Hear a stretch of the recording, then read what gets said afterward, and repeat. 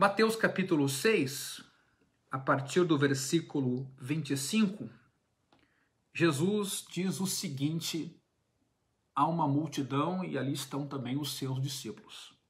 Por isso, digo a vocês, não se preocupem com a sua vida, quanto ao que irão comer ou beber, nem com o corpo, quanto ao que irão vestir. Não é a vida mais do que o alimento? Não é o corpo mais do que as roupas? Observem as aves do céu, que não semeiam, não colhem, nem ajuntam em celeiros. No entanto, o Pai de vocês que está no céu as sustenta. Será que vocês não valem muito mais do que as aves? Quem de vocês, por mais que se preocupe, pode acrescentar um côvado ao curso da sua vida? E por que se preocupam com o que vão vestir? Observem como crescem os lírios do campo. Eles não trabalham nem fiam. Eu, porém, afirmo a vocês que nem Salomão, em toda a sua glória, se vestiu como qualquer deles. Ora, se Deus veste assim a erva do campo, que hoje existe e amanhã é lançada no forno, não fará muito mais por vocês, homens de pequena fé. Portanto, não se preocupem dizendo: que comeremos, que beberemos, ou com que nos vestiremos? Porque os gentios é que procuram todas estas coisas. O Pai de vocês que está no céu sabe que vocês precisam de todas elas. Mas busquem, em primeiro lugar, o reino de Deus e a sua justiça, e todas estas coisas lhes serão acrescentadas. Portanto, não se preocupem com o dia de amanhã, pois o amanhã trará os seus cuidados. Basta ao dia o seu próprio mal. Eu começo olhando para essa passagem e olhando para a expressão inicial dela, deixa eu arrumar aqui um pouquinho, que é por isso. Por isso indica que alguma coisa antes do que Jesus aqui diz foi dita por ele e que motivou uma conclusão, por isso. E o que Jesus aborda logo antes desse trecho de Mateus 6, 25 em diante? Ele fala que a gente não deve acumular tesouros na terra, mas no céu. E ele fala essencialmente que ninguém deve servir a dois senhores. No caso aqui, a Deus e às riquezas. E ele então justifica que o caminho de um filho de Deus é exatamente esse, de fazer de Deus o seu Senhor, que é um Senhor bom, não escravizante, né? Que é um Deus que é Pai, e também entender que esse Deus que é Pai nos manda investir em coisas não perecíveis, em coisas que têm efeito, têm fruto duradouro, como quando ele diz: acumulem tesouros no céu, porque esse tesouro não perde valor, não está sujeito a roubo, ou seja, ele está falando de coisas realmente importantes. Então Jesus, imaginando que esse é o caminho que os seus discípulos e as multidões estão escolhendo como modo de vida, o caminho que é o caminho do reino de Deus, o caminho que é o caminho de dar valor às coisas celestiais e eternas, o caminho que é de ter Deus como seu Senhor e seu dono, imaginando que essa é a escolha da multidão e dos discípulos, Jesus então diz: se essa é a escolha, não tenham preocupação. Isso é muito importante. A obra que Deus começa na nossa vida, Ele promete completar. Eu sei que nós cristãos e eu sei que também podemos estar sendo assistidos por pessoas não cristãs, mas nós cristãos, muitas vezes, tendo sido convidados por Jesus para trilhar um caminho de fé, de confiança no nosso Pai, nós entramos em desconfiança. Achamos que Deus não vai cuidar de nós como a gente cuidaria. Achamos que Deus, sendo invisível e grande, talvez ele não tenha nem tempo de se ocupar conosco, afinal tem tanta gente nesse mundo. Nós tomamos um passo de caminhar com Jesus, porque ele nos convocou para essa caminhada, mas a gente tem dúvida, a gente tem medo, a gente tem insegurança. E aqui então Jesus está dizendo o seguinte: pois se a escolha de vocês foi pelo Cristo, porque ele escolheu vocês, vocês podem confiar, podem trilhar esse caminho. Vocês não precisam se preocupar. Essa é a premissa fundamental dessa passagem a partir do versículo 25. Ela não começa do nada. Jesus está já desenvolvendo o Sermão da Montanha. Ele elabora ali a ética do reino. É uma ética invertida em relação aos valores desse mundo aqui. O que esse mundo entende como valoroso, Jesus entende como não tão valoroso assim. E o que esse mundo despreza, Jesus valoriza. Por quê? Porque é um mundo de pecado. E é um mundo humano, né? E Deus, criador de tudo isso, e que criou tudo para a sua glória e com um propósito, enxerga as coisas de um outro jeito. Eu gosto muito daquela expressão de Jesus, quando ele fala das pessoas que têm sede pelo poder e pela visibilidade e lutam por isso. Jesus diz assim: entre vocês não é assim. O maior é o que serve. Ele não fala isso para a pessoa agora então servir para se tornar maior. Ele diz isso com a ideia de que é natural, é consequência natural que as coisas de maior valor são, por exemplo, uma delas o servir, o se importar com o outro, o amar. Então Jesus tem de fato uma ética do reino muito invertida diante de um mundo humano e também pecaminoso. E ele então orienta os discípulos a fazerem uma escolha. E eu repito aqui, a escolha que ele sugere, por exemplo, pelos tesouros celestiais, ele justifica, porque os tesouros terrestres, eles passam. Eles são vulneráveis, precários, perdem valor. Os tesouros celestiais do reino de Deus, dos valores do reino de Deus, são duradouros, são coisas que satisfazem, que dão contentamento, que preenchem, dão vida e vida em abundância. E ele então oferece isso para os seus discípulos, para essa multidão a quem ele se dirige, e ele diz que eles podem confiar, que eles podem descansar, que esse caminho é um caminho seguro. A despeito do que os nossos olhos veem, do que as nossas mãos tocam, a vida de fé é uma vida segura, é uma vida de confiança. É, de certa forma, uma aposta, mas uma aposta garantida. Então, diante desse cenário, inclusive quando ele se oferece para ser rei e senhor dos discípulos, e não as riquezas que escravizam e nunca satisfazem, né? O que comete pecado é escravo do pecado. Quando ele oferece esse caminho, ele vai dizer então, portanto, não se preocupem com a vida de vocês. Jesus considerou que todos os seres humanos buscam alguma coisa na vida. Isso é da nossa natureza. A gente procura sempre algo que nos dê significado, razão de existir. Algo para a gente lutar, algo que nos motive a viver, que dê significado à nossa existência. No passado, os filósofos gregos chamaram isso de o bem supremo. Como se aquilo fosse realizar todo o ser humano.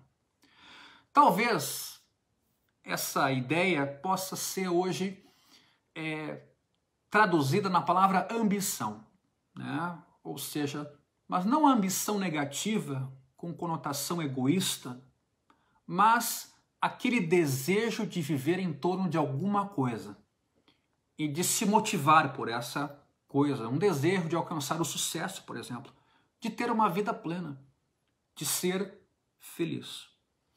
É possível, nesse caso, inclusive a gente falar numa ambição boa, numa ambição, por exemplo, de desejos altruístas em relação ao próximo, ou de desejos piedosos. É possível, sim, ter uma ambição para Deus, querer servi-lo, querer amá-lo, querer viver aqui na terra conforme esse convite que ele nos faz para trilharmos essa jornada, desfrutando da paternidade de Deus, do perdão de Jesus Cristo, do cuidado dele conosco. Sim, é possível ter desejos profundos que motivem nossas ações de forma a chegarmos lá. Nesse sentido, a ambição é aquilo que impele, move uma pessoa. E essa palavra tem tudo a ver com o convite que Jesus aqui faz, de que não precisamos nos preocupar, que podemos buscá-la em primeiro lugar e todas as demais coisas nos serão acrescentadas. E novamente, Jesus então aqui nos apresenta duas alternativas. Além dos dois senhores, além dos dois tipos de tesouro, aqui também ele nos apresenta duas alternativas. Vamos viver como filhos de Deus que confiam no Pai e que se deixam conduzir pelo Cristo e vão confiar nessa condução, ou vamos ser cristãos, mas vamos agir como os gentios, que vivem preocupados não só com o amanhã, vivem preocupados com o hoje e andam ou baseiam-se por outros impulsos, por outros valores que acabam norteando a sua vida. A maior parte do parágrafo que a gente leu tem um aspecto negativo. O que eu quero dizer com isso? Jesus repete 3 vezes uma proibição: não se preocupe. Então não é demais quando, em relação uns aos outros, a gente aconselha: calma, não se preocupe. Se cabe aqui Jesus dizer isso, me parece que cabe a nós também dizermos uns aos outros: calma. E não se preocupem com o que ele diz: com comida, com bebida ou com vestimenta. São esses os 3 elementos que estão em questão aqui. E ele alega o que, Jesus, quando diz isso? Que os gentios é que se preocupam com isso, no versículo 32. Porque os gentios é que procuram estas coisas. Então, de novo, Jesus convida os seus irmãos na fé, o Pai convida os seus filhos a trilharem um caminho de confiança em Deus, de provisão divina, amando a Deus, servindo as pessoas. E esse convite é de modo a que nós confiemos que o cuidado vai se dar em todo o trajeto. Mas a gente pode, recebendo esse convite, agir como gentio. E Jesus vai explicar aqui como é que vive o gentio. Se preocupando com comida, bebida, roupa e norteando a sua vida por esses elementos. E aqui que vem a preocupação da qual Jesus nos quer privar, quando indevidamente ou desnecessariamente, andando como os gentios andam, embora já filhos de Deus, nós acabamos sofrendo sem precisar ser assim. Comida, bebida ou vestimenta. Spurgeon chamou esse trio de a trindade dos cuidados do mundo. Com isso, eu não quero dizer que Jesus desprezou as necessidades do corpo. Ele criou o nosso corpo. Tudo que Deus criou foi por meio de Jesus.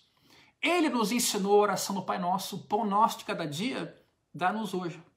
Não é que Jesus não está preocupado com o corpo. Mas Jesus alega que ficar absorvido pelo conforto material, por exemplo, é uma falsa preocupação. Quer dizer, ela é desnecessária. Não precisava. Deus cuida de nós. Nós é que criamos artificialmente uma preocupação inexistente. Por quê? Porque Deus cuida de nós. De um lado, essa falsa preocupação desnecessária não é produtiva. Ela nos causa sofrimentos, às vezes doenças. Às vezes levam a uma crise de ansiedade, a uma depressão, a uma síndrome do pânico, levam a uma crise absoluta em termos emocionais. Por outro lado, essa falsa preocupação não é necessária, porque Deus sabe daquilo que a gente precisa, como diz o versículo 32. Além do mais, isso indica uma falsa visão de ser humano. Como se o ser humano só fosse o que veste, o que come e o que bebe. E que palavra relevante hoje. Porque, infelizmente, parece que toda a nossa propaganda está direcionada para aquilo que o homem veste, ou a mulher, aquilo que bebe e aquilo que come. Como se a gente fosse só um conjunto de células. Como se a gente só tivesse pele ou beleza do ponto de vista material. Isso é uma maneira reducionista de nos enxergar, nos degradando até mesmo ao nível, quem sabe, dos animais ou das plantas vegetais. A grande maioria dos anúncios comerciais hoje, preste atenção, é dirigida ao corpo. É dirigida ao corpo no sentido de nos tentar a ter o que o outro tem, de nos tentar a nos compararmos com o outro, de nos fazer imaginar que a gente é menos feliz, menos bem-sucedido, ou que tem menos projeção. Daqui a pouco a gente começa a comparar o número de seguidores até nas redes sociais que um tem e o outro não tem.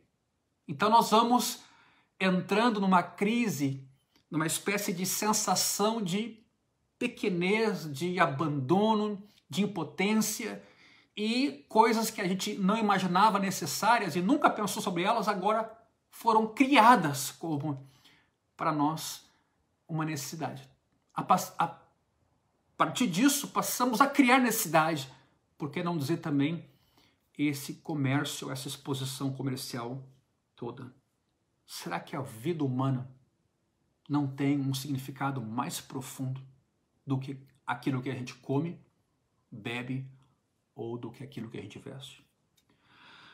É bom dizer que quando Jesus aqui diz para a gente não se preocupar com a vestimenta, com a comida ou com a bebida, ele não está dizendo para a gente não pensar, não ser criterioso, sabe?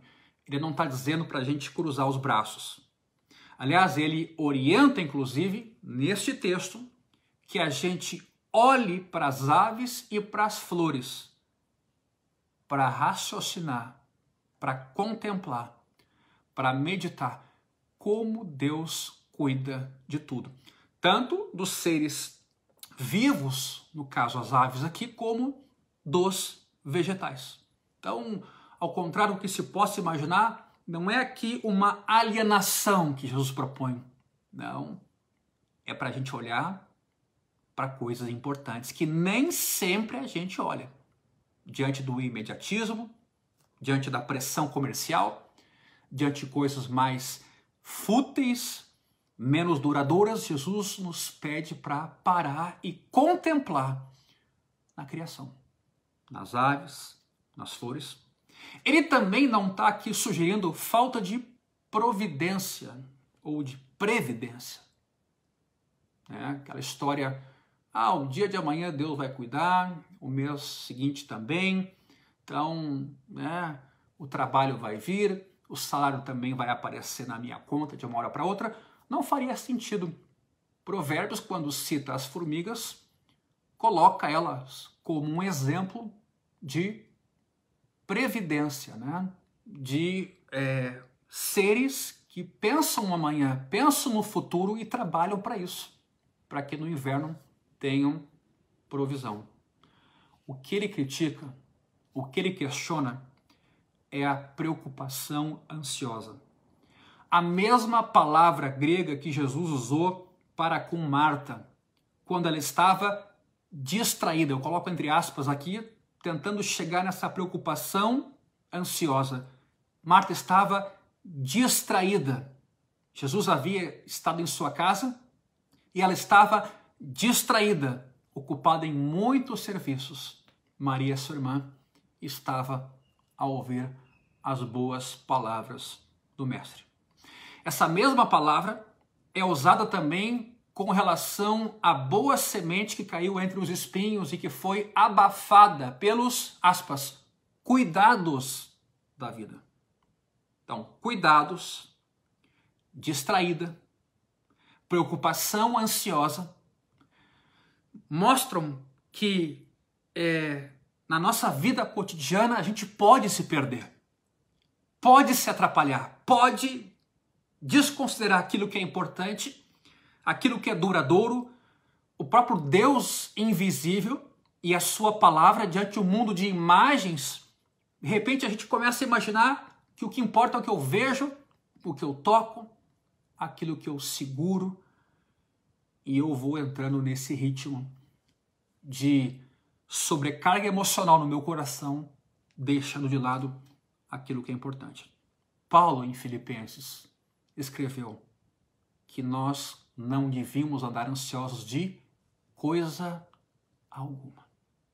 De coisa alguma. Então tem tudo a ver com esse convite que Jesus faz aos seus discípulos e às multidões, para deixando para trás princípios de uma velha vida, de um mundo com sua precariedade, materialismo, pecaminosidade, a ingressarem agora por uma vereda de descanso, de confiança em Deus, de afeto, onde a vida é valorizada, onde o ser humano é valorizado, onde Deus diz quem o ser humano é e por que o ser humano existe. Não é uma máquina, não é só um ser vivo, não é muito menos um ser inanimado, é um ser que pensa, é um ser que sente e é um ser criado à imagem e semelhança de Deus, que recebeu de Deus a competência ou a delegação de ser mordomo do Pai aqui na Terra, né? E de refletir a sua imagem e a sua semelhança. Um autor, Ryle, diz o seguinte: a provisão prudente para o futuro é boa. A fadiga, o desgaste, a ansiedade que atormenta são ruins. Por quê? Jesus aqui vai dizer que essa preocupação ansiosa é ruim. Porque ela é incompatível com a fé cristã, com um povo que crê e confia em Deus, que ama a Deus, que sabe de onde veio, quem é o seu mantenedor e sabe também para onde vai. Mas também Jesus vai dizer que essa preocupação, ela não faz sentido, ela não é de bom senso. O que também chama atenção nessa passagem, e Jesus dirige isso para nós também, com muito carinho, com muito amor, é que Jesus chama tais pessoas preocupadas de homens de pequena fé. Está dando para entender? Vejam como há aqui um antagonismo, uma espécie de batalha entre confiar em Deus e confiar nas coisas. Entre seguir pelo caminho de Deus, segundo os princípios de Deus, e a gente tentar seguir Jesus, mas na nossa força e de acordo com os nossos princípios. Jesus alega que deveríamos confiar em Deus. E ele vai argumentar a partir da experiência humana e também da experiência subhumana das aves e das flores, que faz sentido confiar em Deus. Ora, sabemos que Deus nos criou e Ele é o nosso mantenedor. Você tem dúvida disso? Se Deus tira o nosso ar, a gente volta a ser pó. Essa é a verdade, né? Que poder a gente tem sobre a nossa vida. Podemos até cuidar da nossa saúde, ter uma rotina saudável, uma boa alimentação, praticar exercícios físicos, ser acompanhado por um médico, mas se a vida vem de Deus, também quando Deus quiser, Deus toma ela de volta. Meu irmão, minha irmã, se Deus cuida daquilo que é mais importante, nos criou do nada e nos mantém vivos, Deus não cuidará de coisas menos importantes, que é a nossa subsistência. Vejam o que Jesus faz aqui. Ele usa esse argumento a partir das coisas mais importantes que Deus fez. Ele as expressa e ele então diz: será que Deus não vai cuidar do dia a dia, da alimentação e da vestimenta? Ele ainda diz: Além disso, quem, por mais ansioso que esteja, vai acrescentar qualquer coisa ao curso da sua vida? Como eu disse antes, por mais que a gente seja cuidadoso, disciplinado em nossa saúde e não desrespeite a ciência, esteja informado, nós não temos como aumentar muito a nossa vida. A gente sabe, o ser humano vive aí 80, 90, alguns vão a 100 anos até, o que é bem excepcional. O que aqui então Jesus está dizendo é: essa ansiedade toda não vai alongar a vida, ao contrário, é provável que ela seja encurtada. Eu conheço pessoas que são tão ansiosas e tão medrosas em relação a doenças que elas repetem exames desnecessariamente. E uma vez se ouviu de um médico que essa sujeição a exames repetidos aumenta o risco de acidentes nos próprios exames. Perfurações, numa endoscopia, por exemplo. Todo exame tem um risco. É um exame muitas vezes invasivo, nesse caso. Então, às vezes, nós, seres humanos, também nos expomos. É muito mais provável, então, que a pessoa ansiosa encurte a sua vida, prejudique o seu sistema emocional, aumente a sua pressão arterial, sem falar em outros problemas cardíacos e coisas semelhantes a essas. Ora, se sabemos que Deus cuida da nossa vida desta maneira, não seria sensato confiar nele para as coisas de menor importância, como comida, vestimenta e bebida? Eu estou colocando isso com muita precisão nesse momento, porque a gente, quando lê esse texto, diz realmente que é absurdo, mas quantas são as vezes que na nossa vida o urgente toma o lugar do importante? Quantas são as vezes na nossa vida em que a gente troca família, troca valores importantes, troca a vida, troca a contemplação da natureza, que reflete a imagem, e a glória de Deus?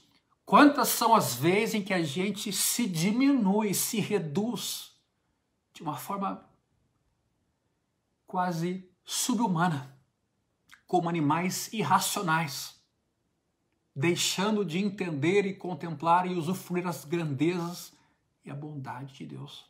Então isso aqui sim faz todo sentido para nós. Jesus aqui também vai usar as aves para ilustrar o cuidado divino com a alimentação, versículo 26. Observem as aves do céu, que não semeiam, não colhem, nem ajuntam em celeiros. No entanto, o pai de vocês, veja bem, não é o pai das aves. Jesus está dizendo que Deus é nosso pai, não é pai das aves. Se Deus cuida das aves, dos seres criados, quanto mais o Deus de vocês, que é pai de vocês,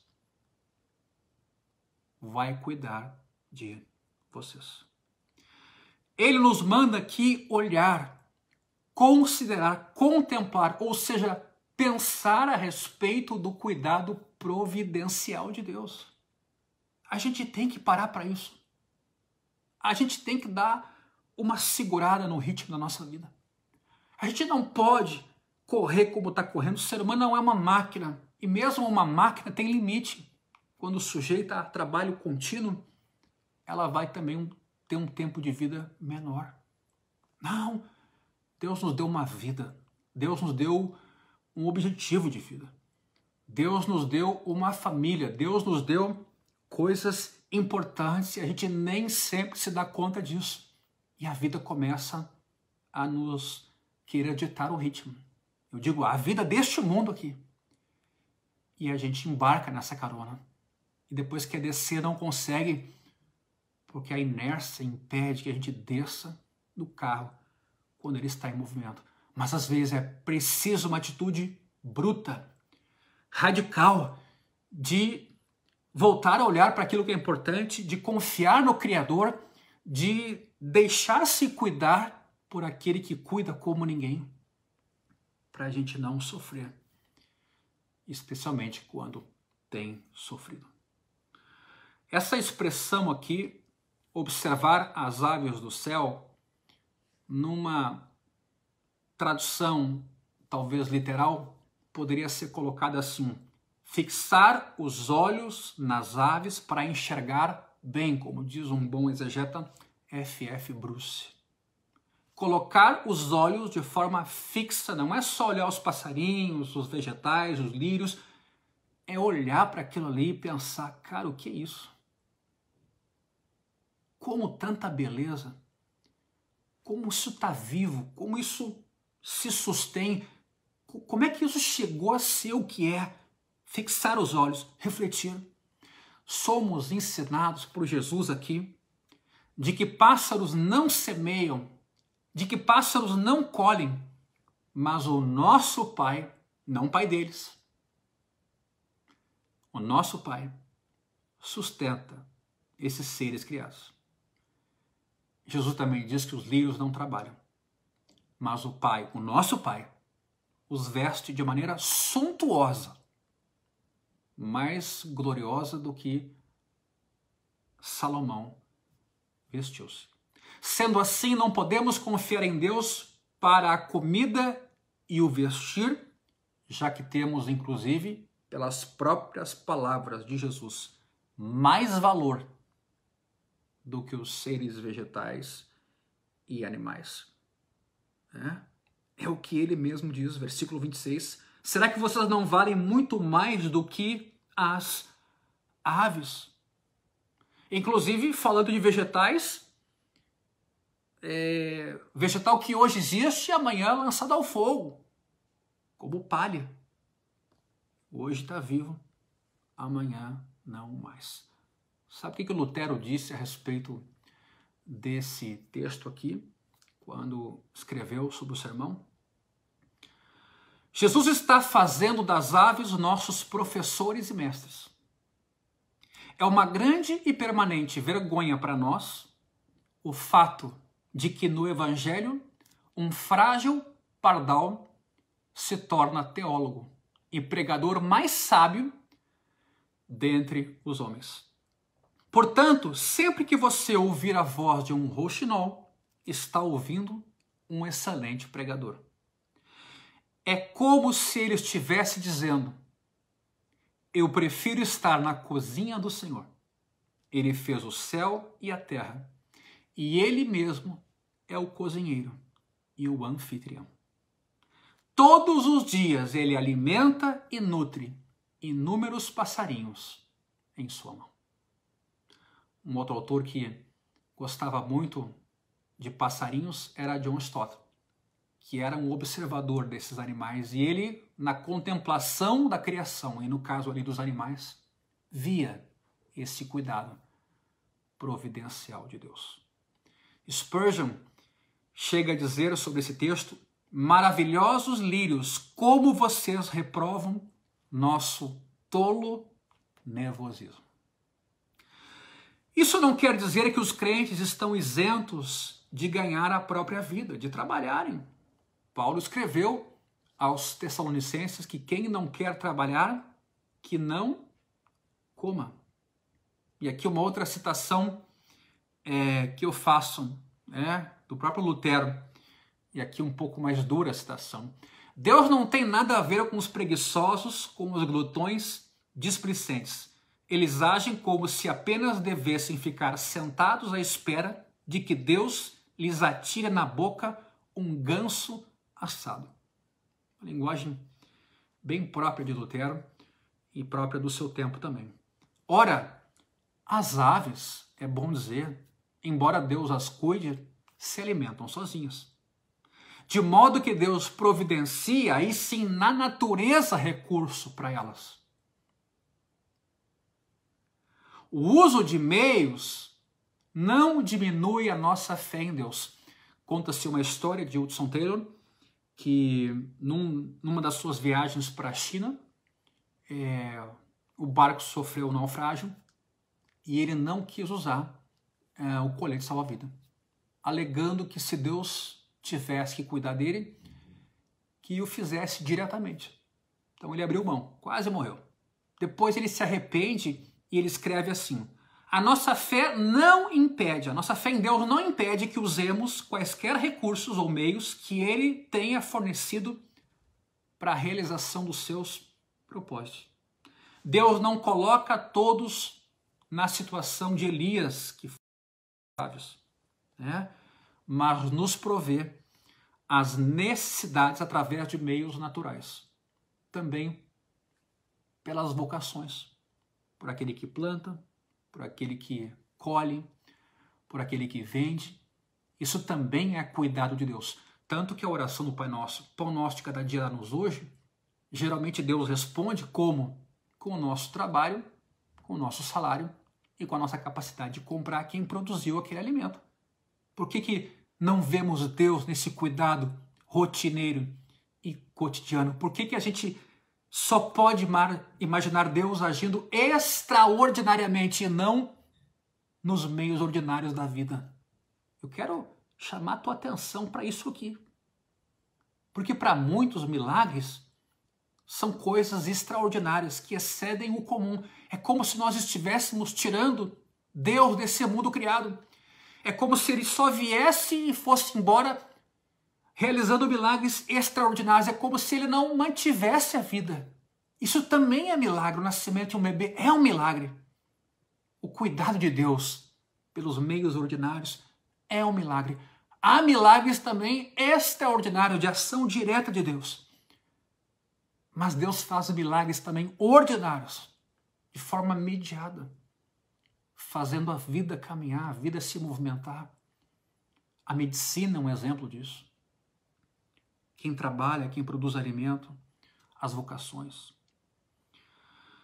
Também não quer dizer que esse cuidado de Deus conosco implica em que estamos isentos de ajudar quem tem necessidade ou quem está vivendo um tempo de necessidade. Aliás, Mateus 25 nos mostra isso, que todas as vezes que a gente atendeu alguém em necessidade, era o próprio Cristo que estávamos servindo. Porque Deus não precisa de nada. Agora, servimos a Deus quando? Servindo ao outro.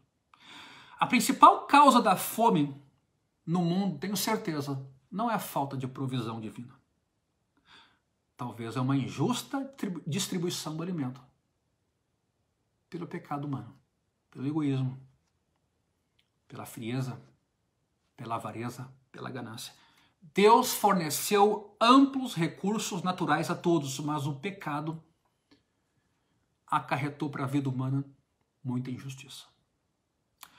Os crentes também, nesse sentido, não estão isentos de dificuldades. Por quê? Porque Deus promete cuidar deles.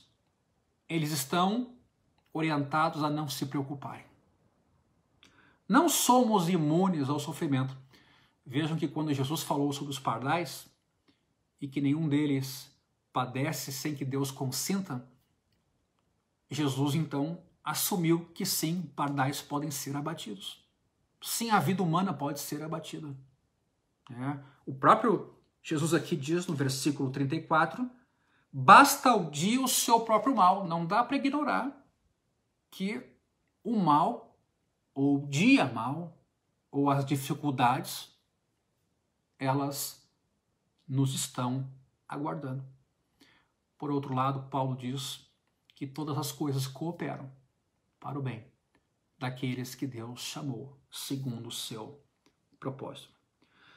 Tem um pastor alemão, Helmut Tillich, e ele viveu a Segunda Guerra Mundial, e no final já, no término da Segunda Guerra, entre 46 e 48, pregando na Alemanha e ainda talvez ouvindo os barulhos de guerra ou baterias antiaéreas em razão dos aliados que se aproximavam da Alemanha, ele disse o seguinte num dos seus sermões: acho que devemos parar e ouvir quando este homem, e ele se refere a Jesus aqui neste sermão, cuja vida na terra teve muito pouco de passarinhos e flores.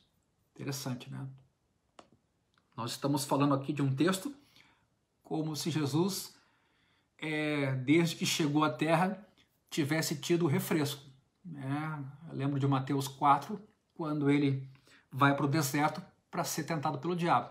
Então, interessante, esse pastor, ele nota, vamos olhar para esse homem que fala sobre passarinhos, mas na sua vida teve muito pouco tempo para contemplação ou para ficar olhando para as flores. Mas o que ele faz então ao dizer as coisas desse jeito? Ele mostra que confia em Deus. Será que as tenebrosas sombras da cruz, diz ele, já não se espalhavam sobre esta hora de Jesus, em que ele pregou o Sermão do Monte? Será que ele já não antevia o Calvário? E nesse sentido, sofria com as dificuldades que ele teria que superar logo ali na frente? Mas nem por isso ele deixou de confiar em Deus e de contemplar o cuidado providencial de Deus na natureza, para com os animais e para com a vida humana. É razoável confiar no amor do Pai Celeste. A preocupação é incompatível com o bom senso. Jesus conclui esse sermão quando diz lá no versículo 34, não se preocupem com o dia de amanhã, pois o amanhã trará os seus cuidados, basta ao dia o seu próprio mal. É com o amanhã que algumas pessoas se preocupam. Ok, mas a experiência da preocupação acontece hoje. Se teme o amanhã, mas o sofrimento acontece agora. E se o temor não se confirma amanhã? Não é razoável antecipar e sofrer quando amanhã esse sofrimento não se concretiza. Os temores podem ser muito mentirosos. E é aqui que eles pegam as pessoas, é aqui que eles enganam as pessoas, a ideia construída e falsamente construída de que o mal virá. Geralmente os temores são mentirosos.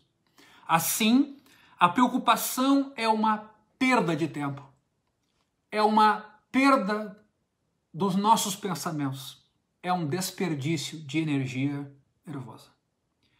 Precisamos aprender a viver um dia de cada vez. Por isso Jesus diz, basta ao dia o seu próprio mal. Do contrário, vamos multiplicar sofrimento desnecessário ou vamos sofrer sem necessidade. Ainda que amanhã o dia mal nos esteja aguardando, sofrendo amanhã, mas não hoje. E o pior ainda é quando o dia de amanhã não nos reserva esse mal. Jesus vai concluir esse sermão dizendo, os gentios é que agem assim. Os gentios é que se preocupam com tudo isso. Eles procuram todas essas coisas, diz o versículo 32. Procuram, note a expressão, daí a ligação com ambição. Eles procuram todas estas coisas ou ficam ansiosos. Ora, Deus sabe do que a gente precisa. E essas coisas todas não constituem, meus irmãos, nosso objetivo maior. Bebida ou vestimenta. Ou qualquer outro tipo de termo que dê conta desse tipo de necessidade, menos importante. Mas o reino de Deus, e aí Jesus conclui, é o que importa, e a sua justiça. Por isso diz o versículo 33, mas, não andem como os gentios, mas busquem, se tem coisa importante a se fazer nessa pandemia, nesse confinamento, é ir à Escritura, é orar a Deus, é escutar a sua voz. Eu tenho dito para várias pessoas próximas, aproveite esse tempo de pandemia e inicie tua vida devocional, desenvolva tua vida devocional. Não ande na fé como um gentil. Você vai ter conflitos. Assim como o cristão tem conflito em andar como um gentil, você é chamado a viver uma vida segundo novos valores, segundo o reino de Deus, segundo novos princípios. Busquem em primeiro lugar o reino de Deus, que nada mais é do que o governo de Cristo em nossa vida.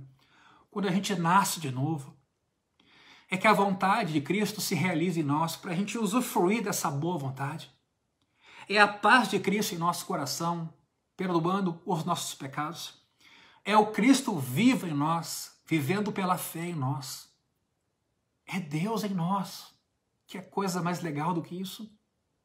Que é contentamento, que é vida em maior abundância do que essa, Cristo em nós. Quer dizer, busquem o reino. O reino já chegou, o reino é Cristo em nós. A partir do novo nascimento, que se dá pela fé na obra da cruz, onde a gente é perdoado dos pecados e é justificado e tem paz com Deus. Esse reino toma o nosso coração. Mas tem uma outra palavra interessante aqui, que é a palavra justiça. Diante de um contexto de fome, diante de um contexto de um mundo muitas vezes materialista, talvez o sentido aqui de buscar justiça possa sim ser encontrado numa ideia de a igreja, ou o Filho de Deus, ou o povo de Deus, ter responsabilidade social. Ao invés dessa preocupação com comida, bebida e vestimenta, e às vezes bem além do que é necessário, e é disso que Jesus está falando, vamos nos preocupar em servir aos outros com recursos, num mundo injusto, num mundo onde eventualmente pode faltar comida, assistência médica, num mundo onde eu olho tanto para mim que eu fico indiferente a quem realmente tem necessidades de comida mesmo.